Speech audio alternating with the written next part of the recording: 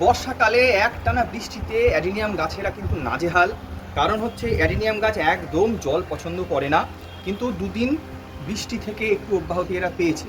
এই সময়ে গাছের স্বাস্থ্য এবং শেকড়ের দিকটা দেখভাল করার জন্যে আমাদের কিন্তু এই মুহূর্তে অ্যাডিনিয়াম গাছের গোড়ায় হিউমিক অ্যাসিড প্রয়োগ করতে হবে।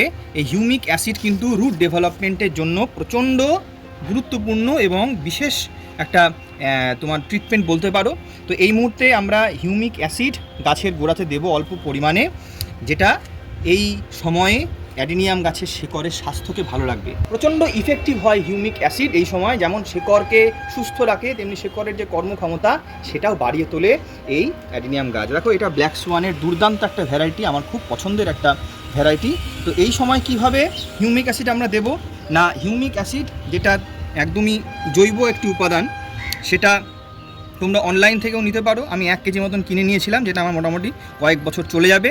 এটা আমি 1 লিটারে 1 গ্রাম এই অনুপাতে দিয়ে অ্যাডিনিয়ামের গাছের গোড়ায় কিন্তু আমি দিয়ে দেবো, তাতে আমার অ্যাডিনিয়াম গাছের যে শেকড়ের যে স্বাস্থ্য সেটা ভালো থাকবে এবং সহজে কিন্তু রুট পচে যাবে না। তো তোমাদেরকে বলবো অবশ্যই এই সময় যখনই মাটি শুকনো হবে, 1 দিন 2 দিন 3 দিন যখন অব্যাহতি পাবে টানা বৃষ্টি থেকে, তখন এই গাছের গোড়ায় তোমরা হিউমিক অ্যাসিড অবশ্যই অ্যাপ্লাই করো, যে অনুপাতে বললাম সেইভাবে।